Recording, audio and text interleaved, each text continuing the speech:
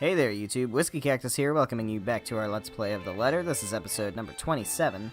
In the last episode, Becca scored a date with Ashton to the Wright Mansion housewarming party thing.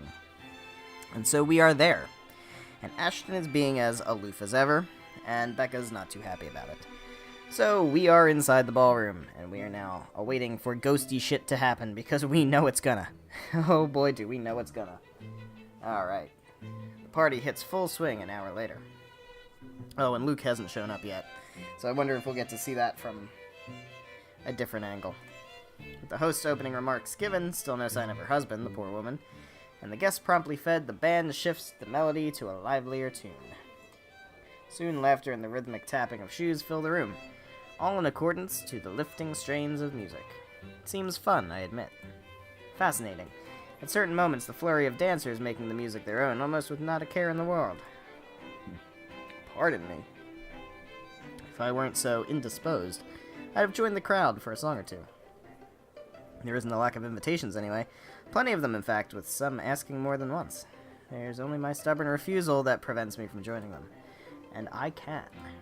A single nod is all it'll take, and the evening would have been far more enjoyable for me. But pride, and my own silly hopes, the thought of being seen with one of them by him, curbs that as much as I hate to admit it. It's a hard truth to swallow, especially when the very person at the center of it makes denial difficult. Can't even spare me a minute of his attention, or a single glance at me the whole evening.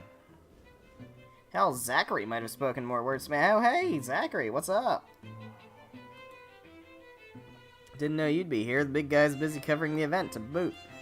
Well, at least he manages to slip in a conversation or two between takes, or a small wave of his hand when he passes by.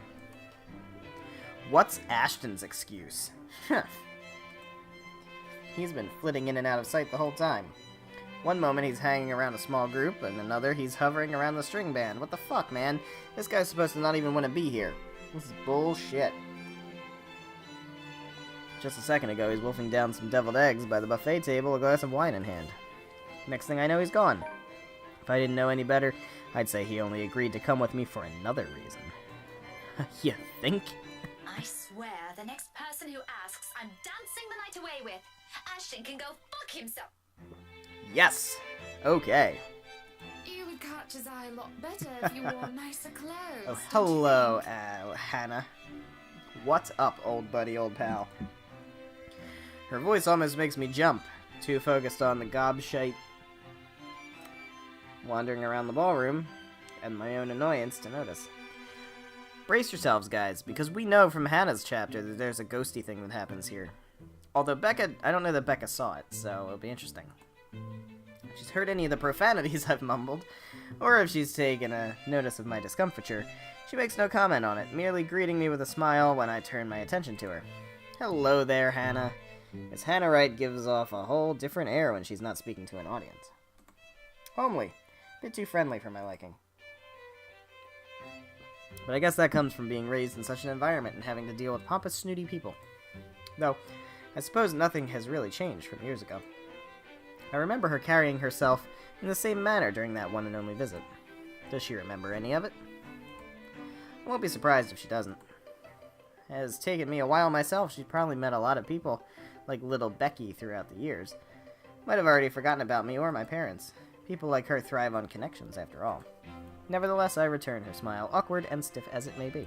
Didn't realize the housewarming was going to be this fancy. I would have gone with a nice dress if I knew. Oh, you're fine, dearie. It's only really the parvenu, those who climb, that come to these parties all dolled up. Quite the black-haired beauty, isn't he? Who might you be referring to, Hannah? I have no idea. It takes me a while to realize who she's talking about. Until Ashton walks by again, closer in proximity than any of the times he has done so far this evening. Still without a look of acknowledgement our way, though, even if Miss Wright speaks loud enough to catch the attention of anyone within earshot. Who, Ash? You know, you really shouldn't have turned down his offers. You can make him jelly. If I wasn't married, I'd happily go dancing with those young men. But you said a name. Ash. That's the exquisite lad you've been looking at all this time. But of course. I don't know him, and I'm the one hosting this party. That must mean you know each other. Of course it does. Is he your boyfriend then? Because that would explain those rejections. Boyfriend?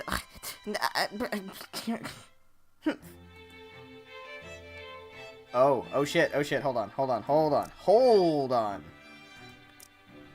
This is where the ghost pops up in Hannah's chapter. I am not ready for that. Alright, hold on. Fingers on keys. This isn't the first time someone has made that assumption. Almost every student I've had in the past did. My coworkers more often than not assume he is. A few of my neighbors also think we're an item. Not that Ashton has ever reacted to those. He's been quite indifferent about it, in fact. Still, the heat of a blush creeps up my cheeks. A denial ready, despite wanting it to happen so badly myself. There we go, finally admitting it. What? No, that's ridiculous. He isn't my boyfriend. Such a violent reaction. A simple no would have sufficed. No, it wouldn't have.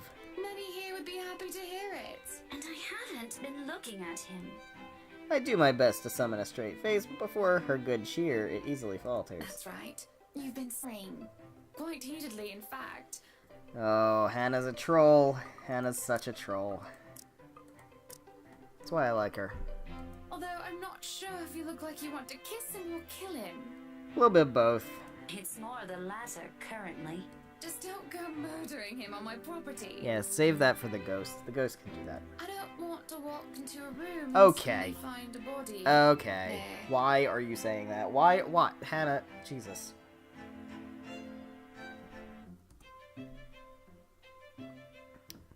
No ghost yet. It's infectious in a way. No sooner I find myself enjoying our chat more than I've imagined myself to. Although her attention briefly wavers at one point. She remains a good companion. Alright, well there we go. Even more once I've mentioned who my parents are. Her face quickly lights up, and fondness graces her face despite the meeting from several years ago being a short one. Of course, there are some things we really can't avoid talking about. After all, it's one of the few things I remember her asking me the moment she spotted little Becky in the room. Do you have a boyfriend? In retrospect, it's an odd thing to talk about as children, when there are loads we could have started with. Yes, oh, I remember you. You were the cutest little thing with glasses. Huh. Well, we know that Hannah swings both ways, so I wonder if that is somehow relevant. And when we met, you were having boy troubles with this lad called something with an A. Oh, I wonder who. I believe I still have the clothes she gave me chosen, also I could impress him. Even back then, Ashton had always been denser than a rock, and that one attempt to get him to notice backfired spectacularly. Sure, he's keen. He's a detective, for heaven's sake, but feelings, more often than not, escape him. What was it again? Aaron, Alan, Adele, Albert, Alexander, Andrew? I think it might have been Ashton. Which makes this whole talk all the more embarrassing. And the more names she lists off, the more my discomfort grows until my smile turns into a grimace. And what will she think of me? Here she is married to a man she probably loves at ha ha ha ha ha ha ha ha ha ha ha ha, while I'm still stuck in the same place yearning for the same person. Ashton! Ash! Oh. That man is that boy! Same one. The one and the same. Oh, goodness me, after all these years! Yeah, I can't let things go. I can see why, though. He's quite dashing. You don't really need to announce it to everyone within earshot, you know? Keep it down. I'm so sorry, but it really is cute. Yeah, a little bit. She says that, but for a short moment a hint of pity flickers in her eyes. I take that as a chance to change the subject before anything more can be said over the matter. I haven't even sorted out these things for myself. This is a nice party, Miss Wright. Subtle. Quite subtle. Okay. Though, to be frank, I doubt she'll be willing to pass this up. Topic has already captured her attention. Please, Hannah is fine. We'll friends of a sort, aren't we? We must be friends, seeing as I know about your little infatuation, Becky. Oh, you need to stop. Don't you worry, dearie. You'll have your happy ending yet. Unless I die first. I'm not too concerned about that, am I? That's not what I'm looking for. Oh? And what makes you think that? Doesn't everybody want their happy ending? Don't project your own shit on me, Hannah. The idea of happy endings sounds like they're just for fairy tales. And they are, sorta. I don't think you can just sit around, trapped in some tower and hope for the best. You're not wrong, you gotta be proactive. If you love them, you have to fight for it, right? Yeah, but you don't seem to be doing that. You're not just going to sit there and hope that everything will just fix itself on its own. Like everything, you have to work at it. You don't seem to be doing that, though. Okay. Yeah, okay. I was hoping that was gonna get called out. Hypocrisy, that's what this is. How dare I preach about something when it's exactly what I've been doing? And then, Luke comes into the scene. No. Alright. I was wrong, sorry. I go and act as if I'm entitled to any of it. That, by virtue of us growing up together, he must return whatever I feel for him. That he's not allowed to look at another because I'm the one who has stayed by his side the longest. Yeah, that's not fair. When, in the first place, Ashton has always been his own person. A little bit. This is something I cannot force on him. Or you could just say something. Just be like, hey, wanna go get coffee? You could just do that. Can only hold on to these. Take care of it until the time comes I can confess it to him. Great if he reciprocates, but if he can't, if he won't, selfish, I've been too selfish. But what do I know? I'm sure the daughter of the two greatest professors I've ever known is smart enough to know what she's talking about. Maybe. At one point, maybe I would have easily agreed to that. However, the past week has also seen changes in the way I view things. As nice as these things sound, it turns out whatever I previously know may not even be true for other people, or for myself. It is sobering, and almost funny, how things I might have said with much certainty before now has doubts muddying each of them.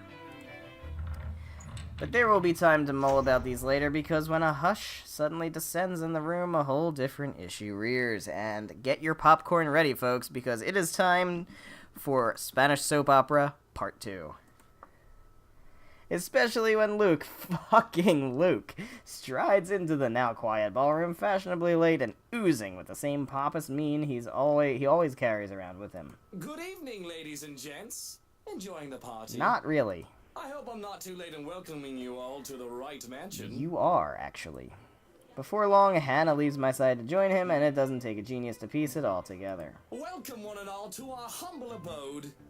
Tonight, if you have yet to find yourself in your roles, you are all ladies and lords of the court of your king and queen, if you would excuse my presumptuousness. So, enjoy the feast that has been laid out for your senses, as we only allowed the best to be served. Enjoy the rest of your night, everyone!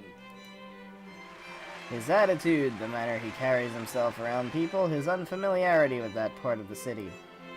Of fucking course. I should have known. Although I'm partly at fault here, tabloids and the gossip columns have never really been my thing. Should have also expected that wherever Luke fucking Wright is, some sort of drama will sure follow, and you are not wrong. He seems the kind of person who revels in it.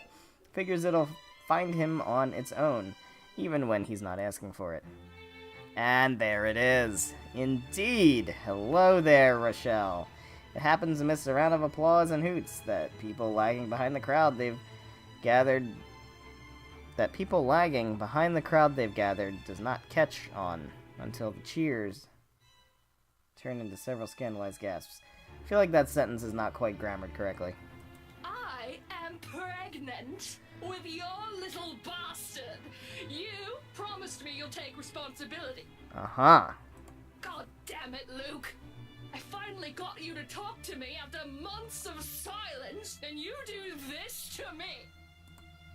What do you mean you're pregnant with Luke, is this true? Lies and slander, woman! Oh, it's true. Security! Johans, take her out of here before she makes an even bigger fool of herself! No, you do not do this to me. I was so ready to leave my stupid oaf of a husband. I told you to leave that damn wife of yours. Oh shit! I love this face. this is fantastic. Look at her. Does she look like she wants a baby? Does she look like she could take care of a baby? Okay, well, Spanish soap opera part 2 concluded. The commotion doesn't go further, despite the drunk woman appearing like she has plenty more venom to spill. In a little while, security shows up, escorting her out. Apparently, she's the chief inspector's wife, too. Oh, fuck. That guy that is Ashton's boss. As if this whole thing can't get any more fucked up than it already is. What a mess. But the damage has been done, and beyond the repercussions this will bring, I'm more worried about Hannah. Maybe Luke, too, in part. I've seen the man that hides behind his self-importance, and it is someone who cares for the person who stands beside him. Yeah, kinda. In his own way, I guess. No matter how questionable that is now. After all, no anger is worse than that of a scorned woman. And Hannah, well, as refined and well-mannered as she is in front of their guests, I'm not sure if she'll be all too willing to tolerate this. Her party, her home, her husband, and that woman has just dared to walk over it. Yet when I glance at her, there's only defeat. A weary slump on her shoulders and a certain depth to her breathing. I think she needs to go hunt for Marianne and go find her, because she doesn't need Luke anymore. She's got better things in her life. Like the fight has already been drained out of her long ago. Why don't you go down to the wine cellar and find the dungeon? Don't know since when this has been going on. I don't know either of them well to judge for myself. I'm simply an outsider who happens to have some kind of connection with both of them. But the air of a person who wishes for respite, it's all too easy to see it in her. She quietly watches the commotion carry on around her. In a moment before I can think it through, I'm pulling her to the side and waving Zachary over to us. Becca, this is a real Hi, Zachary. Hi. Oh, hey, Miss Wright. Hey. Too bad, man. She's, let's check these. Yeah, I don't think you have a chance, Zachary. I mean, you're not bad. You're not bad. You're over the line, but I don't think there's really any competition, man. I think you missed your opportunity. Hello, Zachary. I told you to call me Hannah.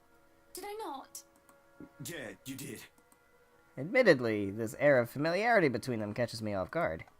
Won't put it past Hannah. Her standing in society compels her to keep appearances, the be nice to everyone sort of thing. While Zachary's growing client base sometimes calls for rubbing elbows with the rich and famous. Although from the way it appears, this one seems to be going beyond maintaining a facade for work. I wonder how this friendship came to be.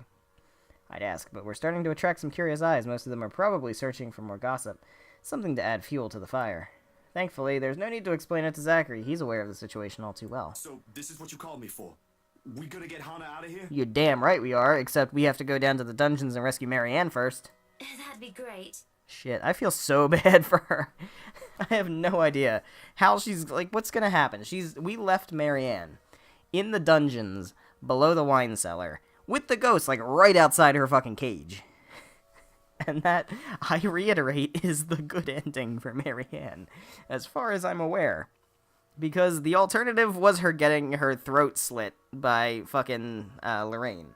So, I don't know, man. I just hope there's some kind of final act, which I imagine probably has to be part of the Luke arc. But unless there's something that comes after the Luke chapter that's like the final chapter or something, I don't know. But the endings for each of these characters can't be the endings for the characters. There's got to be more to it. Anyway, digression over. Soon he's leading the three of us out of the ballroom. Anyone who dare speak or approach on our way out, I shut down with a sharp glare. Oh great, it's dark. We're gonna maybe just do some of that. Some of that save action. In a few steps, we're out, away from the commotion and the suffocating tension. I don't stay long with them, though. Even if I want to, Ashton's still somewhere in that crowd. I've got to go back for him, at least. No matter how much the idea of that alone sends an unpleasant twinge in my stomach. Hey, I gotta go back in there. Completely forgot my bag like an airhead, and I'll see if I can tag Ash on the way out. You'll be fine here, right, Hannah? Not to worry, dearie. I'll just be right here. Zach will be with you if you need anything. Sorry, bro.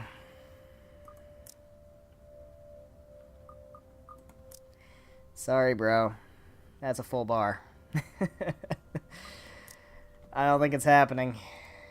Besides, it seems Zachary can handle this without another person helping out.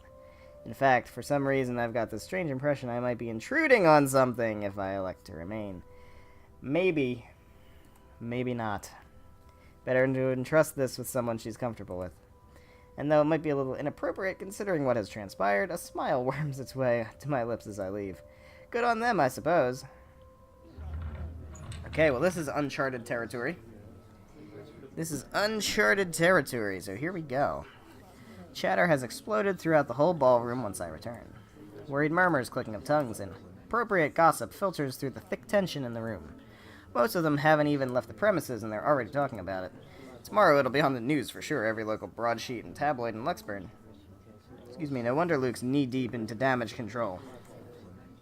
With the scandalous woman gone, he has turned his attention on the media covering the event. Though so far, he isn't faring well in the cleanup department. Now, people, we all know the drill. I'm sure you're all itching to get a start on those articles. Well, lampshaded early, I guess. Good thing Zachary isn't here. Can't imagine a man of his temperament dealing with someone like him. But if I read one word, see one picture about this come morning, even a single shot of the bloody wine glass the harlot held, you will all lose more than your jobs. Luke's diatribe goes on for another few minutes, after which he excuses himself out of the area. There's a brief lull, a reluctant pause. I bet a ghost is coming. Before the place comes astir again, but shortly the buzz returns. Just gonna do that. Dancers have once again taken to the floor, and their guests' excited talk begins anew. But I couldn't care less about any of this now. Simply standing in the middle of it already gives me a headache. When the shock has faded, I feel bone-tired. I've accomplished nothing of what I've come here for, and apparently Ashton's disappeared sometime during the commotion. Great!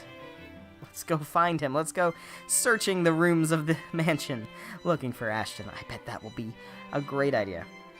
Not sure what pisses me off more, that he ignored me the whole evening and might have just left without saying anything, or knowing he obviously has some other motive for being here.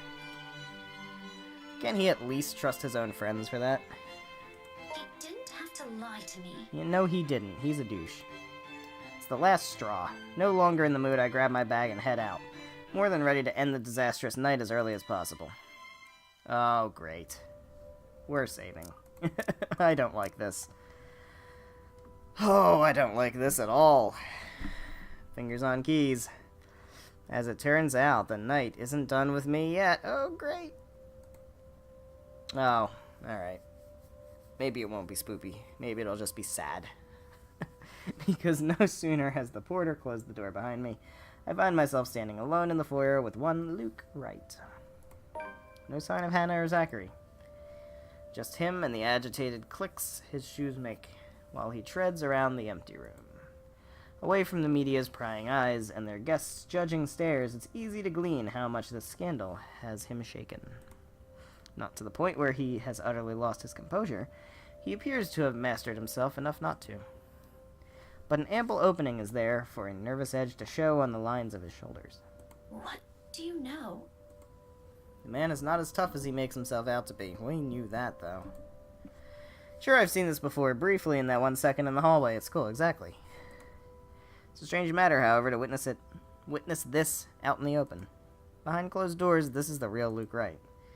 Though maybe that's because he hasn't noticed my presence yet, busy as he is with his thinking. If he's aware, I doubt he'll be acting like this. His pride is one thing he will always wear with him. Even now, when I place a gentle hand on his shoulder, and he whirls around to face me. There's a second-long moment of anger flashing across his features before it dissolves into confusion. He tucks it away as quickly as he can, but it does nothing to change the impression I've built of the man in my head.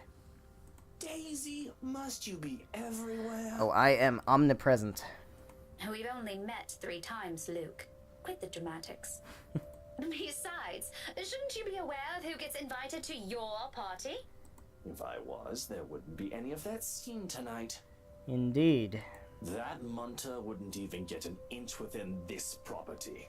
I'd better off Luxborn if I could. He probably pawns everything off to their servants and Hannah. Pompous, elitist douche. Probably not wrong.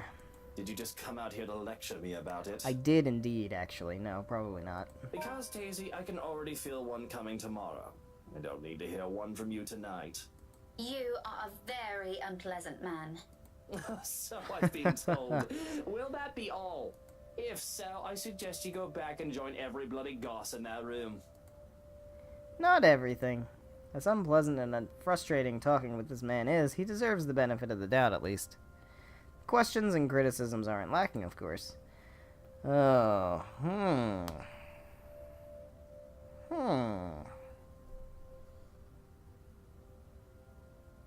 Okay, so I feel like... Let me save. I feel like this is not a story thing. This is probably just a relationship thing. If I say this, it's going to decrease my relationship with him because I'm being a dick. And if I say this, it's probably just going to increase my relationship with him. So we'll do is it true? And honestly, I want to fucking know. So, is it true? Is there some truth to it then? Oh, that decreased. Alright, well, what we'll do is we will play both of these paths and see what happens. To his credit, he does appear extremely offended and repulsed by the notion. His mortified expression alone answers the question, but I want to hear it from him, even if he takes nothing short of a derisive tone just to answer that. Daisy? Oh, Daisy. If you believed every scandal that came along, I'd have 100 children already. Do me a favor and give me a break. I get enough of this false shite from the tabloids. Hashtag fake news. Well, I'm sorry for asking. I just wanted to hear it from you, douche. Ha ha. Oh, yeah. And now that you've heard it, does it change anything? No, not really. Are we going to start seeing miracles now? A solution to poverty? Pigs flying in the sky? Is some friendly concern such a hard thing to comprehend for you? He pauses at that. Suddenly he doesn't know what to do with his hands, and in the end he simply stuffs them back into his pocket and sulks. Not too shocked it has caught him off guard. There probably aren't many people who tell him that. It's a difficult man to get along with. Zachary probably won't want to be anywhere near him, despite the man having the patience of a saint. Ashton he can tolerate, maybe. Though I highly doubt he can keep it up with Luke. Dealing with him requires more than patience. It's a huge mystery why I still bother. When the awkwardness passes, mostly coming from him, he merely glances away. Maybe. I don't need your stupid friendship. Oh, I see. Good heavens! I really want to ask how Hannah's able to deal with you. He's interested, I can tell from the frown he shoots my way. He's likely wondering how I've ended up knowing her. I'd humor him any other day, probably tease him about it and keep him guessing just to annoy him if I'm in a good mood. But my own patience is nearing its ends. After Ashton, the whole fiasco here, and now him, he won't even answer my own questions properly. Why should I answer his? Moreover, there are other matters more important than that. His marital problems, first and foremost, his attitude follows right after. Concerns aside, I can't help with those. Those are things only he can fix, and it's definitely not by standing around here. So with a slight wave of my hand, I end it right there and walk away from him. Although I can't resist the urge to glance back before I leave, if only to have one last look at the man he really is. The instant I turn my gaze on him, I see it. Oh, well. Okay, so we have this. I have a feeling this is going to happen no matter what. And it's really just going to be that scene that's going to change in between. Looming, hovering over his shoulders, drawn to him like a moth to a flame. Like the first time I've stepped inside his place in search of Isabella. He was there too, wasn't he? That man, along with his wife and another person, Miss McCullough? And that shadow. No. A woman now. her. No longer a dark blur. Terror rushes through every vein in my body. Crippling sensation gripping every part of me, while she stares at me with a glare filled with nothing but hate and venom. It's like staring at the eyes of a woman I've unknowingly robbed of something precious. I try to say something, a warning, but before I can gather my wits and voice it out, something shuts the door behind me, as if to keep outsiders away from the secrets this mansion possesses. ...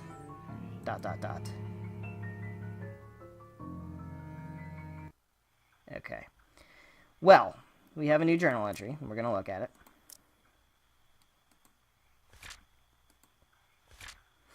We have this one.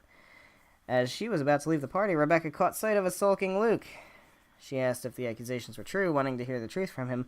Luke rudely told her not to believe everything. Frustrated, Rebecca left, but not before catching a glimpse of a shadow standing behind him.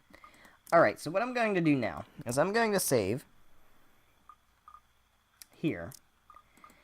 And I'm going to quit. And I'm going to load from here. And we are going to pick this option. And my guess is it's going to end the same way. We're just going to increase our relationship with Luke and have a slightly different conversation. You know, brooding over here isn't going to fix this mess. Yes. Okay, so that increased our relationship with Luke. Again with the lecture. Will you stop calling it that? Very well, what should we call this then? A heart-to-heart? Please don't, I might puke. And just so you know, I don't want to talk about feelings. Ever. Surprise. This isn't one, alright? It's just a friendly concern.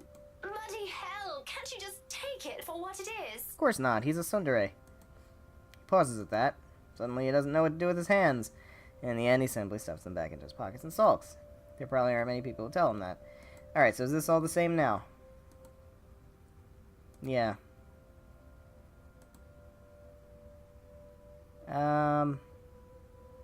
No, this is slightly different. Tightness in his shoulders has eased, and when he speaks again, despite his rather rude choice of words, none has any venom in it. Friendly concern, right. While we're at it, I should mention that Hana used to call that viper friend. Now I think she might want to strangle the munter if she sees her again. After she's done with me, of course. I doubt she's going to do anything like that. What do you even know about this? Oh, I know enough. You may look like a sleazy douche, and you still are, by the way. It's almost comical how fast his face shifts from mild disdain to offended, but I don't let it distract me. These things need to be said, and he needs to hear them, even though they're coming from some meddling stranger. But you have your few good moments. I might even say that you're a decent person, if I'm in the mood. Now go. If you really love her, you've got to try and fix this yourself.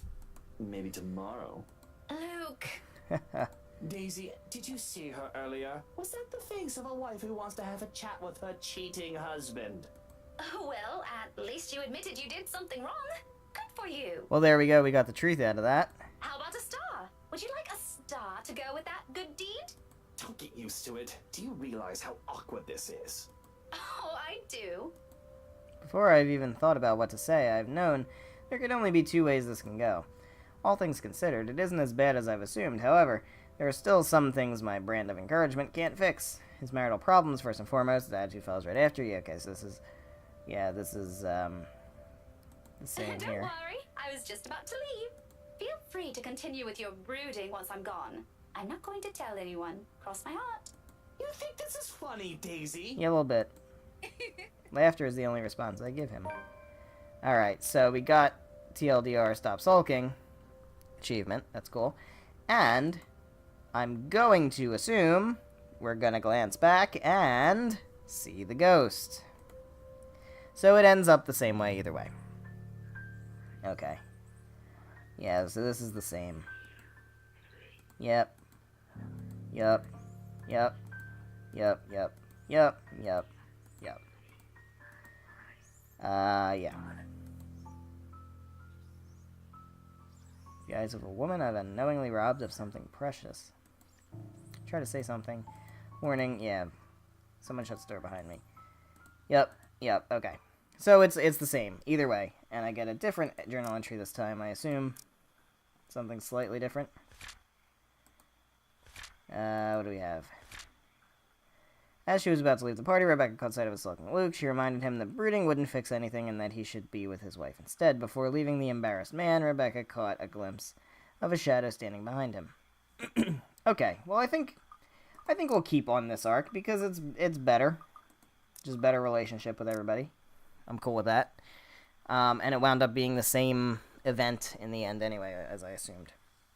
So we'll just go ahead and keep on with this path and see if we can maybe we can get to the end of Rebecca's arc at this point. But we still haven't really had a run-in with the ghost where I've had to do anything exciting.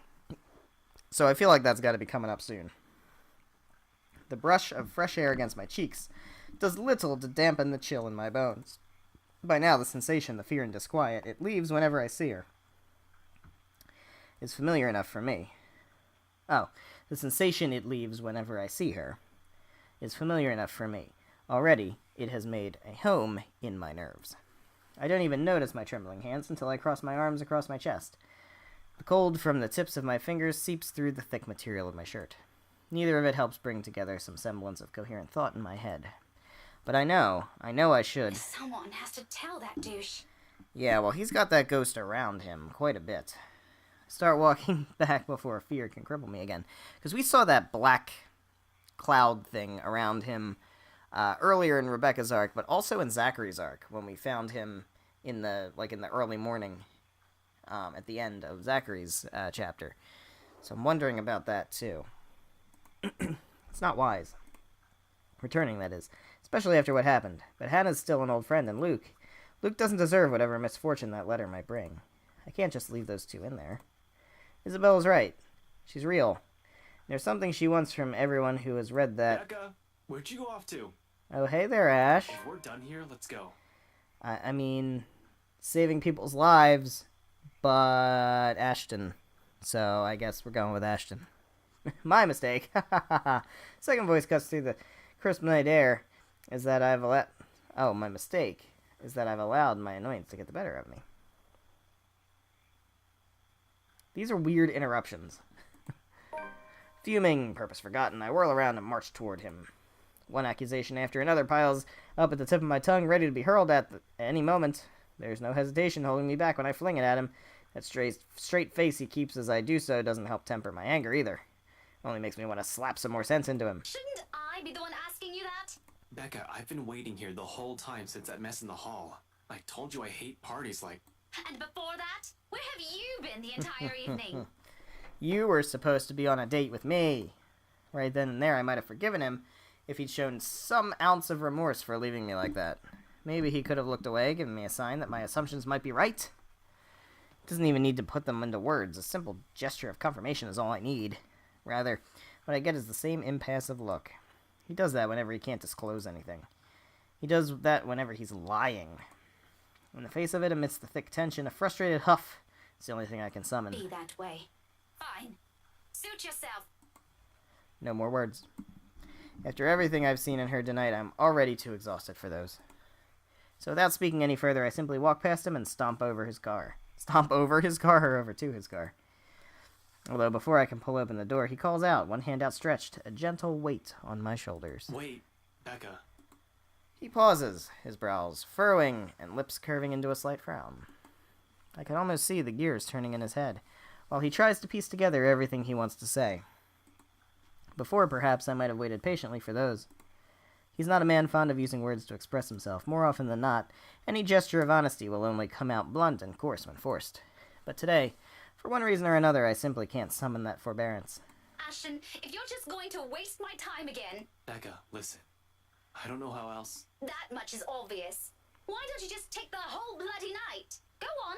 I can wait until next year.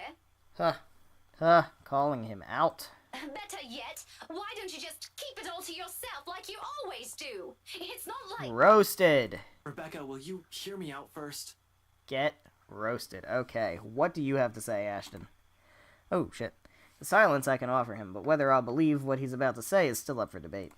A very long debate. I honestly don't know how else to put this. Okay, what? I'm aware your parents have some kind of history with Hannah Wright, and somehow you're friends with her. That's totally the most important thing that happened tonight. But you should stay away from these people for now. especially the husband. Who? Luke? His expression deepens into a scowl at my mention of the name, but whatever opinion he has, he doesn't immediately voice. Still, something about it has greatly displeased him, evident in the stiff note his tone assumes. Yeah, he's bad news. No kidding. Oh, jeez. Okay. Well, if I have to choose between Ashton and Luke, I'm gonna choose Ashton because I like Ashton better. So this seems to be defending Luke. This seems to be hearing out Ashton. I want to hear out Ashton because I want some fucking answers. So we're gonna do care to explain your reasons. Hold on. What are my relationships with Luke is at the line, Ashton is at the line. That's a perfect way to measure this. Care to explain your reasons? Increases Ashton. Okay, I think that was the correct choice then. I've not meant for it to sound as harsh as it does, but anger and frustration have never been a good match in me, particularly in nights like this. It's not surprising when Ashton jerks back, as if I've struck him. For a fleeting moment, something akin to hurt darts across his features, his eyes narrowing and hands closing in tightly into a fist at his sides. Then swiftly he glances away, and shifts his focus on the line of trees nearby, like an answer can be gleaned from the dark expanse. I'm really sorry, Becca. You don't sound sorry. What is it for? For the party? The vague answers he continues to give? Does it include all those times before this, the year's worth of it? I don't doubt its sincerity. However, at the moment, the forgiveness he's asking isn't something I'm all too willing to hand, furious as I am. It's frankly a wonder how I can keep myself from raising my voice at him. We'll talk about this tomorrow. Okay, well, there's gonna be a tomorrow for the both of us, clearly. And you better have a proper answer for me by then. If I don't die from the ghost tonight, we know Ashton lives, because for Ashton there is a tomorrow. For Ashton, there is a tomorrow. But notice that Becca's not there when Ashton and Isabella go to talk to Zachary, to say there's some shit going on. Makes me think I'm gonna have a run-in with something spoopy tonight. There's a brief hesitation before I step away, a short moment of wanting to say more, of waiting if he has anything to add. He's only silent, eyes still trained at a distance. It's the last glimpse I see of him before I climb inside his car. If the door slams closed with the same force as the anger I'm holding, its sound merely vanishes into the night, unnoticed. Okay. Well, we have another journal entry. Rebecca found Ashton waiting for her upon exiting the mansion. Irked because he was nowhere to be found during the entire party, she demanded to know what was going on. When he couldn't give her an answer, Rebecca warned that they'd still talk about it some other time. Well, all right. He follows soon after, and shortly we're on our way back to the city. Yet even with the city's bright lights welcoming us, the dense, somber air from the mansion still lingers. Oh, God. Here we go. Here goes. Here goes. Here goes. This is when things are going to happen. I guarantee that we haven't had a QuickTime event in Becca's story yet. There has to be one. There's been one in everybody else's. So, oh dear. Oh dear. Here. The moon is almost at its highest by the time we reach Salem. Well, even after our respective heads have cooled off, the atmosphere within the car remains rife with unspoken tension. This isn't a problem so easily fixed with a few handshakes. Quite frankly, I don't know what will. Ashton himself has no idea what to do when he alights and dawdles awkwardly in the middle of the car park, unsure. Almost seems like he's having an internal debate, whether he should say goodbye or mutter another apology. I could have driven him away purely out of spite the second I've gotten off.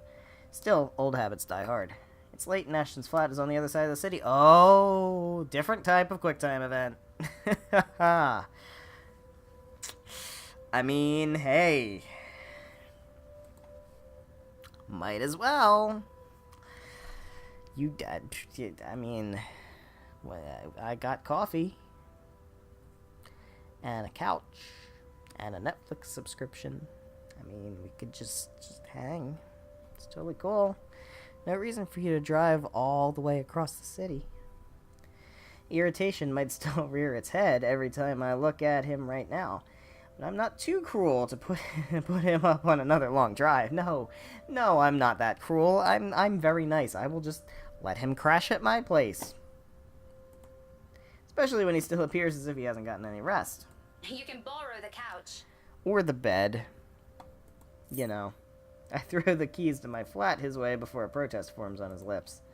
Although he catches it with ease, he eyes it with a wary expression and shoots a puzzled glance my way. You haven't been forgiven. We're still going to have that talk, believe me. Oh, I wonder if they both encounter the ghosts together. That'd be interesting. But I'm not about to send you out on another drive looking like that. It's late. Go get some rest. We're setting aside a lot of loose ends like this, but he appears to have accepted that reason, at least for the meantime. He does give me another questioning glance when I shove past him, pulling my mobile in the process. Where are you going? I thought... You go ahead upstairs. I need to contact Professor Andrew. Interesting. Andrew? Why would you... What? Oh, no. Please. What this? Is this that thing Isabella said this morning? Again? I already gave her my word, Becca. I'll look into this BRC crap. No need to drag the old guy into it. Of course, he's still skeptical. Makes one wonder if he's even seeing anything at all. Figures this curse will stay away from the scoffer. But this is another loose end tonight that I just can't leave alone. Ashton's belief notwithstanding. Just so happens that it's the one I can delve into using means other than taking a look at the mansion itself. Ashton, do you really think I still give a shite after that stunt you pulled tonight? No? But this is... I've spent so many years with him to know that this is about to turn into another argument. Before he can finish it, I cut him off with a firm raise of my hand. Look, I don't care. There are weird things happening around here. And yes, it's Isabella's brand of weird.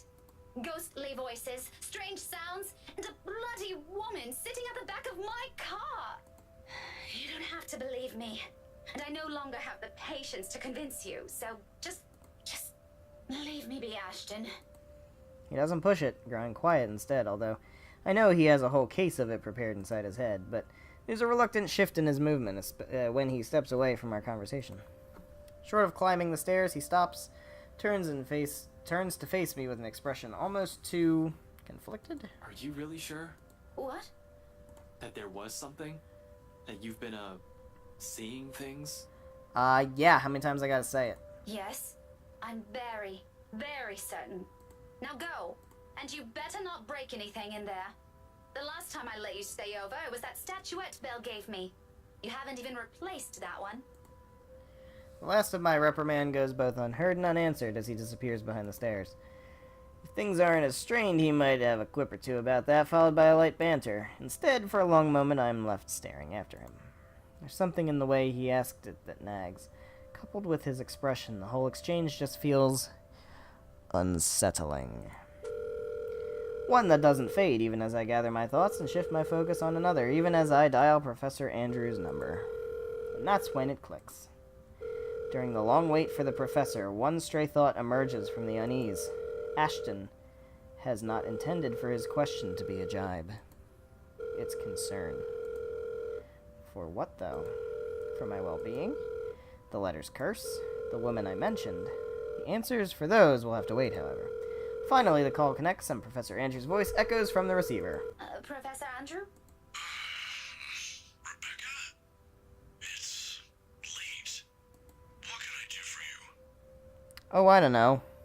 How about tell me about the ghost a little bit? I know, I'm sorry, but this is a bit urgent. After all, this is a more pressing matter. Our lives might be at stake, and we're still in the dark. Actually, I was wondering if I could ask you to do me a favor. ...